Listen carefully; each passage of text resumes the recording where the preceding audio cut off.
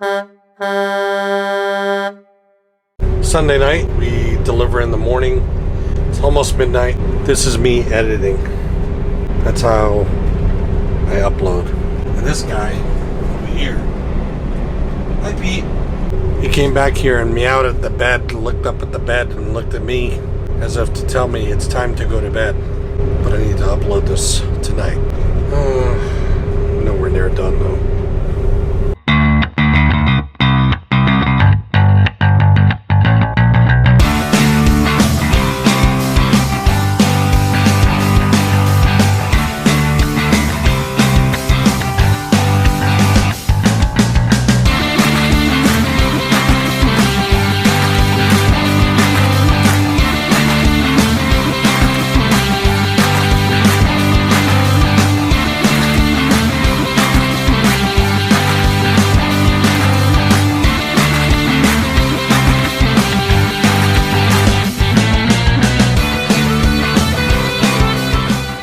Hey guys, we are in Ohio. We dropped off in Brooklyn this morning and we went to Pennsylvania around Harrisburg and picked up there, and now we're on a load that's dropping tomorrow right outside of Columbus. One of the things that we encountered today in Brooklyn, when going into New York City, into the boroughs in a big truck, you have to be really aware of height restrictions, all sorts of things. And we have all these tools that are given to us that are supposed to make it easy for us. Some people call them a Qualcomm.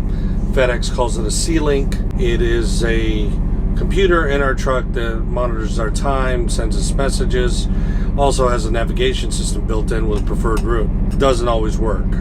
We also use a Garmin Diesel 770, I believe it is. Diesel 770. And it's great at times. It's useless once you get down there.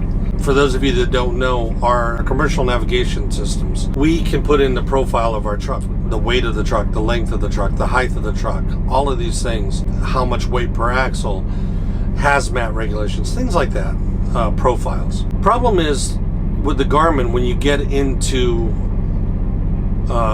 we were on the 278, which is the Queens Expressway. And the Garmin, we're 13.4. For some reason, the Garmin thinks that everything is 12.8 over there. And it judges everything, from what I've been told, that it's on snowpack. So if there was snow on the ground and it's winter, then, you know, it compensates, or for different changes.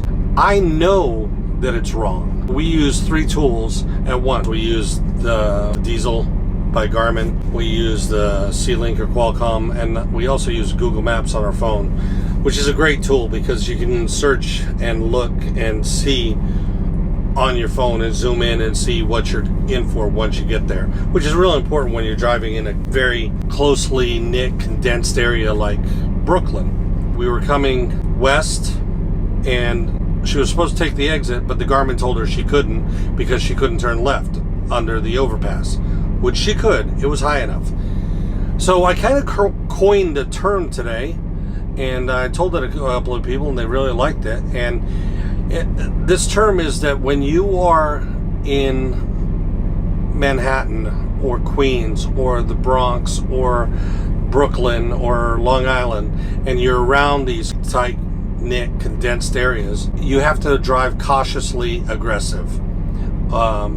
And what I mean by that is, you have to be aggressive in that you have to try to get where you're going, but you have to be cautious about it at the same time. Love your product, that you don't have right.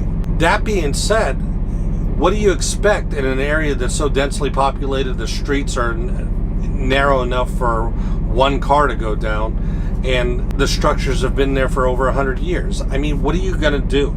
Well, you become aggressive, but you do it cautiously. And the 278, when you're going across, it says that we can't go down it.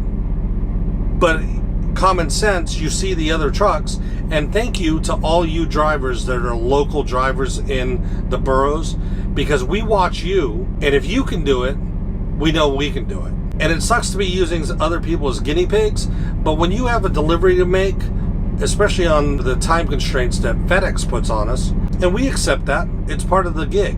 You have to be aggressive when you're going to this. And we get paid extra, not a lot. Anyways, we got turned around. If you've ever driven in New York City, in any of the boroughs, especially in around commercial areas, it's organized chaos. We'd like to get in there, and pretty much all drivers, it's no secret. If you're going into New York City, you try to get in there really early, in the middle of the night preferably. And there's a lot of parking areas, and they're loading zones, and they're empty. You know, cars are not going to park there because cars are going to get towed by New York City park enforcement. That being said, a FedEx truck or something that's parked there waiting for the business to open usually is not going to get towed. It may get a ticket. That's something that's expected, and I have to say that it's wonderful that companies like FedEx take care of that for us, because they understand what we're coming up against. There's a place that we pick up and we deliver. It's in Manhattan. It's near Rockefeller Square, I'll tell you that, so you can think about that kind of congestion in a big truck. In this area, there's parking on both sides. It's one-way street to get to the location, and then you have to back into an indoor dock. The clearances, I mean, we scrape when we're getting in there. There's always a UPS truck there across, right where we're trying to make our turn in, and it never fails that whenever you get there. I was told, and I don't know this from experience, every time you come up to the UPS truck, it's got multiple tickets on the windshield. So it stays there, and they just keep ticketing it. They don't tow it, but they keep ticketing it. So I've been told, which I don't know if anybody knows out there, if any of you know UPS drivers, share this to them. And I'd love to know if this is true. If it's true, it's freaking genius. This driver, it's such a dense area for all of their deliveries and stuff that they drive the truck in, they park it, the driver leaves it there for the day, walks around, does all his deliveries, then gets back to the yard, the terminal, however, either by a taxi or by another driver. I don't know. Train, subway, who knows? Then the next day picks up another truck, comes back to that spot with another driver.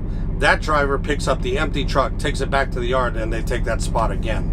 Now that's logistics at its best. We face all sorts of challenges out here, and it just amazes me the stuff that we're able to accomplish, especially in expediting. You know, we get things done in a timely manner. We go to places that other places won't go, can't go. We carry things that other places won't carry, can't carry.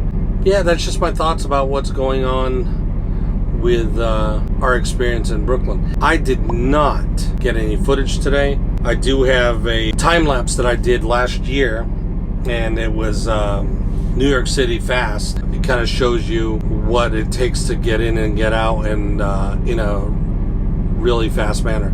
You can go in and you can be 4 miles to get off of the island, and it takes you 4 hours to get to the George Washington Bridge. We went out by the Verrazano and we got to our pickup, and it was relatively easy today. We drop tomorrow outside of Columbus. Then we have to go to Capital City Trailer. We are going to have a repair done on our lift axle. After that, if we haven't gotten a load yet, we will decide what to do from there. You start coming up with your strategy of what you're going to do for the weekend. Most people who work on in offices or warehouses or any businesses that have a 3-day weekend, most of them try to get a 4-day weekend out of it, which means they shut down early on Friday. Especially white glove and temperature validated loads, which is the highest tier of temperature load service that you can get from FedEx Custom Critical. 1, they're not opening on Fridays, most of them. 2, they're closed on Monday. So they're not going to ship a load that has to sit in a truck that has a reefer going or a temperature control unit running, where they have to pay detention for it to sit there running. So for certain hours that you run, if you can't deliver straight through, there are fees they incur depending on the contract of the person that we do business with. And these are not things, this is general knowledge stuff. I'm not revealing any trade secrets. It's general knowledge to us. It might not be general knowledge to you. So let's say that we were able to pick up a load and take it to some place that was going to deliver on Friday, but it only took us 2 days to drive there. Well, the customer would be charged for detention time from certain hours of the day for 2 extra days because we wouldn't be able to deliver till Tuesday. Businesses know that. Businesses are not going to ship things out. So it's Monday. Tomorrow we have a delivery. And we basically have Tuesday, Wednesday, and Thursday to try to get whatever loads we're going to get for this week. Because after that, your week is pretty much done. Are there some loads that come out on a holiday weekend? Of course. Emergencies always happen, and that's what our business is all about. But those are few and far between. Like super, super, super rare. That's going to do it for me on this vlog. Been a lot of travel. Really tired. We are on a secured load, so I have to stay with the truck. Stephanie's in showering. As soon as she's done, she'll come back to the truck, and then it'll be my turn. Well, it is Tuesday, and we dropped off here in Ohio. And now I'm over at Capital City Trailer, and this is Ivan. No, don't put me And on there. Ivan is the man. I'm not going to show you his face, because he's wanted in several countries.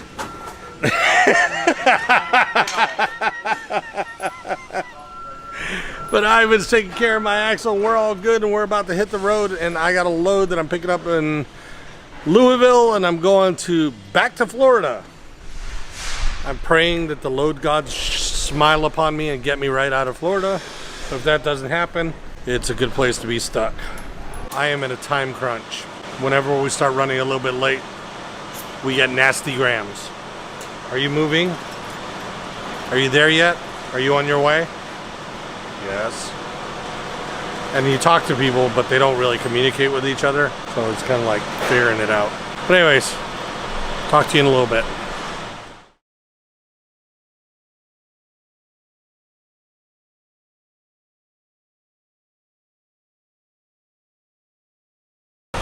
So I'm here at Patriot Freightliner in Westminster, Vermont, and this is Tyson.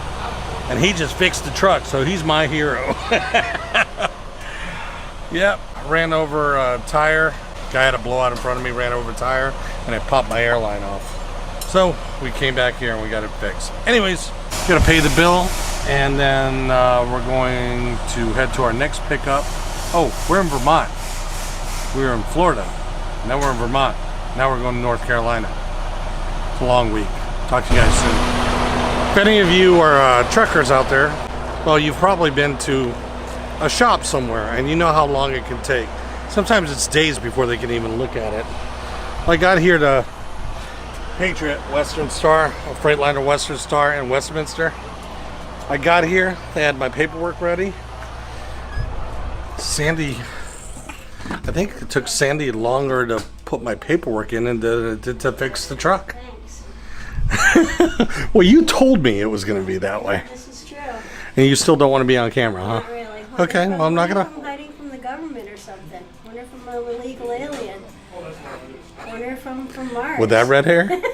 You're a ginger. There's no way. That's fresh out of a bottle. If you get over here, Sandy is a service writer over here. Awesome.